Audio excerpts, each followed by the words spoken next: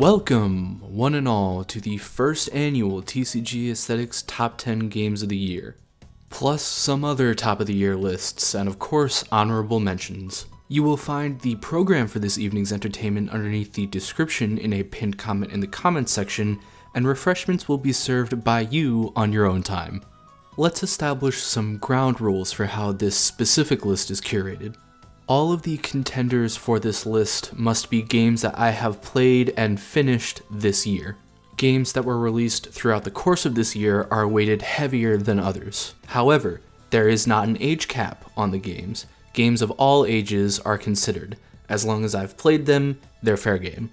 Finally, an administrative note before we dive in. I am not taking cultural relevancy into account when making this list. This is not the most important games of this year. These are the games that I played this year that I think are the most enjoyable. So, without further ado, here are my top 10 games of 2020.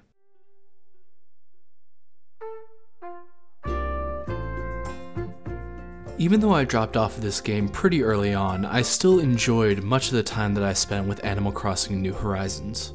You see, I'm the kind of guy who likes hand washing the dishes, mowing the lawn, and folding the laundry. They're simple, repetitive tasks that are easy on the mind, and at the end you're hit with that little dose of accomplishment dopamine, and also a visual representation of your hard work. At its best, Animal Crossing attempts to package that feeling up and commodify it, creating a relaxing and enjoyable daily routine to fall into, at least for the first few weeks. There were, of course, heaps of quality of life issues that plagued this game from the word go. But ultimately, what drove me away was the monumentally slow pace of the gameplay. I mean, what can I say? I don't like being handed one dirty dish, seeing another one, and saying, oh, you can't clean that dish until tomorrow. But hey, like I said, I enjoyed a lot of the time that I spent with this game, and it definitely deserves a spot on this list.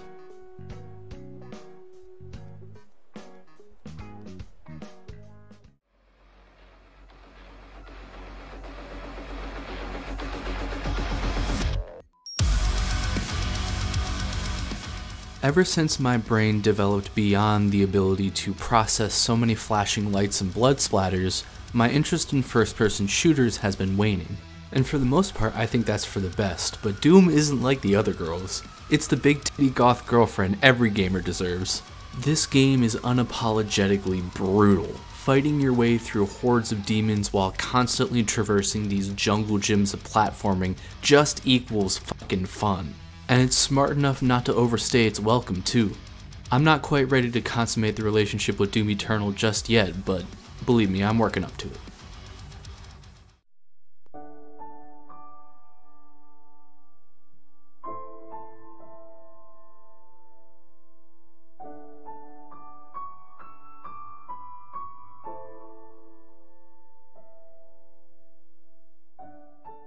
I love the Final Fantasy franchise. It's probably one of my favorite franchises in gaming.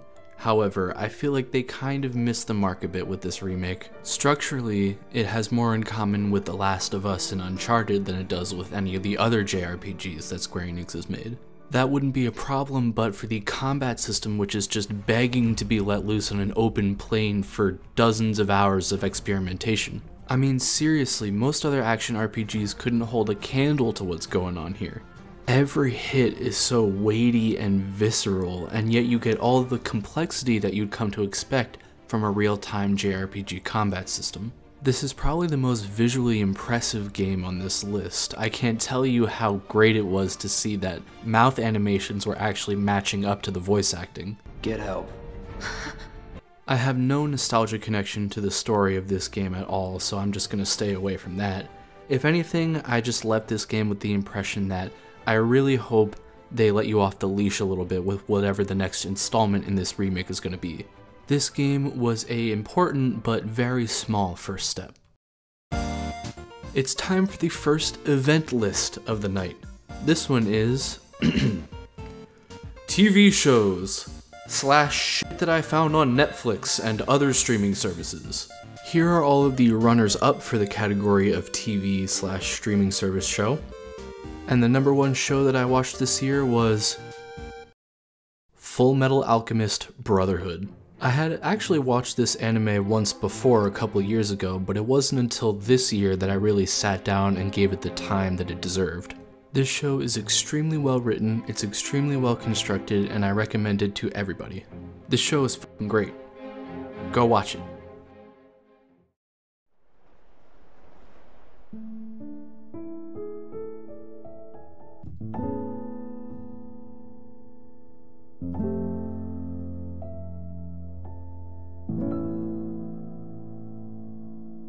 Celeste was a very personally divisive game for me. I think what it really comes down to is that the game is just such an outstanding example of the craft that it didn't matter that I generally disliked the main gameplay loop. The story is beautiful and very sincere, and the soundtrack is just full of bangers. If you want to hear my full thoughts on the game, you can go ahead and check out my review of it, but for now let's move on to an indie game that I enjoyed less ambiguously.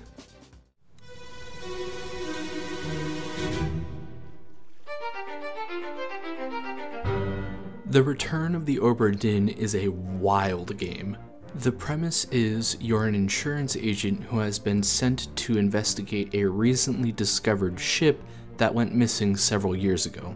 I won't say any more because this is the kind of game that you can only experience once, and it is truly a once-in-a-lifetime experience. I encourage everyone watching this, if you're a fan of the interactive medium, you should definitely check this game out.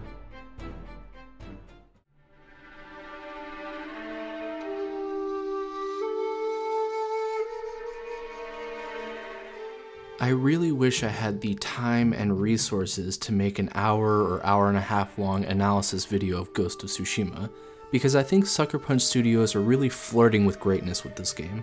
I'm a big fan of the first two Infamous games, so when it came to Ghost of Tsushima, I was kind of disappointed that there wasn't that same sort of morality play that was going on in this game, even though the narrative was perfectly set up for it. The combat animations are flashy and extremely satisfying, but I think the combat itself could be a little bit more consistent. And of course, I think they could have gone a lot farther with the destruction of the heads-up display. Regardless, I think there is a very strong foundation here, and original IPs should always be praised, especially for AAA studios.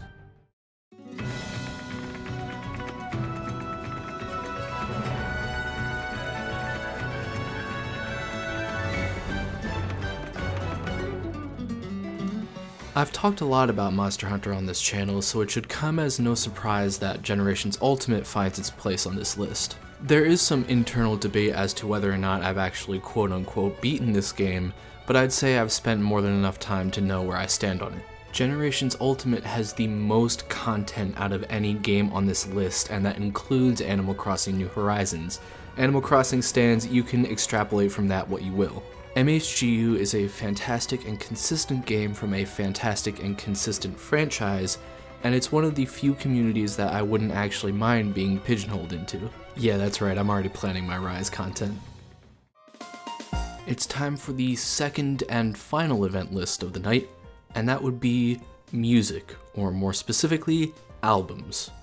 Here is the list of all the runners-up for the category of Album of the Year, and my number one album is Language by The Contortionist. The Contortionist is a progressive metal outfit from Indianapolis, Indiana, who are known for taking a more forward-thinking and substantive approach to the genre of progressive metal and also gent.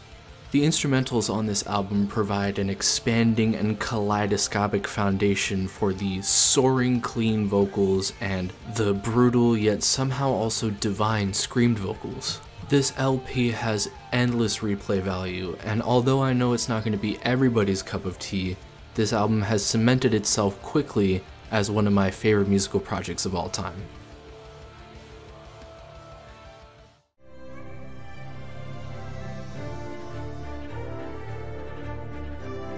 Valkyria Chronicles 4. Fuck, I love this game.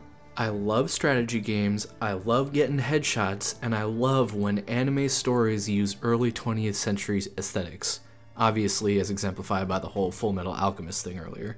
This is a turn-based third-person shooter strategy game and also tanks. Each and every single one of the characters is unique and lovable, which is exactly what you want in a game with permadeath. This game's got nuance out the wazoo, and it even has a non-binary character. What more could you want? The only thing I didn't like about this game was the rating system, and even then I went back and forth on it. I love this game. It's great. It's fantastic. I hope they keep making new titles.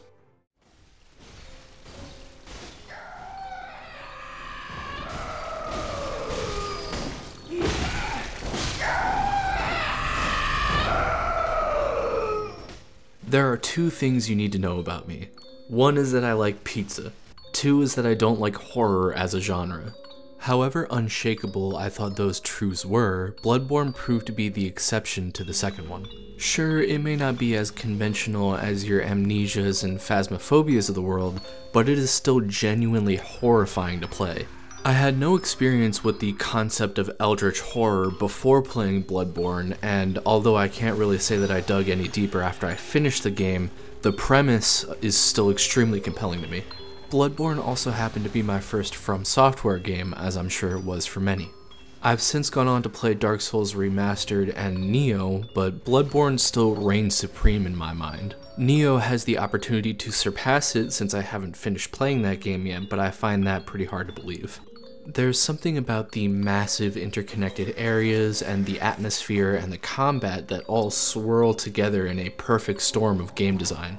Not only would I recommend this game for people who haven't played any From Software games before, I would also say that this is most likely From Software's best product so far. Before we get on to the top slot, let's take a look at some honorable mentions.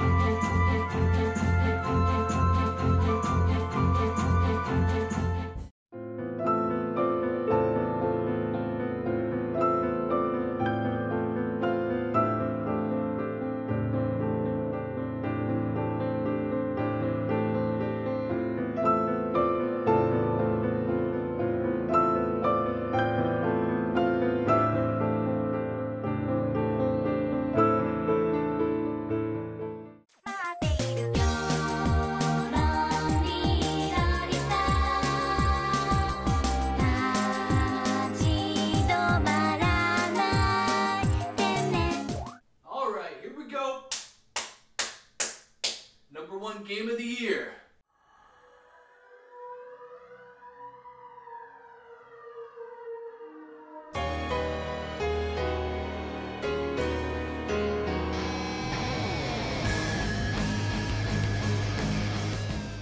If you've known me personally at all through this past year, or you've been following my channel for a little bit, it should be no surprise to you that Xenoblade Chronicles Definitive Edition tops this list. I mean, I clearly care a lot about this game. Throughout the months of June and July, I spent my time writing a comprehensive review and analysis of this game. Part 1 is already available on my channel and is about 56 minutes long. Parts 2 and 3 I expect will come out within the course of this next year, and I haven't even started writing Part 4 yet. I'm well aware that there are a lot of flaws with this game, but I think that a part of loving something is knowing how much sucks about it. Even with all of its flaws in the picture, I still consider Xenoblade Chronicles to be a JRPG masterpiece, and I wouldn't trade my time with it for the world. Before we end tonight's entertainment, I want to just leave you off on a quick personal note. A lot of the inspiration for this channel specifically comes from game reviewers like Matthew Matosis and Joseph Anderson, because I really admire their holistic approach to the video game review. My goal has always been to take that sort of holistic approach and apply it to games that don't normally get that type of attention. Whether that be games like JRPGs and tactics games that so easily fly under the radar of my Western contemporaries, or the AAA games that don't usually fall under much scrutiny, like for example, Ghost of Tsushima or Horizon Zero Dawn. What I'm working up to is that I can't keep doing what I'm doing and accomplish all the goals that I have for this channel without your support. I've set up a Patreon page where you can subscribe to a monthly donation and get access to all sorts of benefits like behind the scenes content, weekly updates, access to my videos early, and much more. I know I'm not the only one in financial dire straits right now, what with the pandemic going on and everything, but it's less than the cost of several streaming services, and it really does help to support and improve this YouTube channel. With that being said, of course, don't forget to like and subscribe. I've got a special video planned for when we hit 100 subs, so make sure you share it with your friends, and if you want a sneak peek at the 100 sub special, head on over to my Patreon. And with that, it's a wrap. This has been TCG's Top 10 Games of 2020. Thank you so much for watching, and have a great rest of your evening.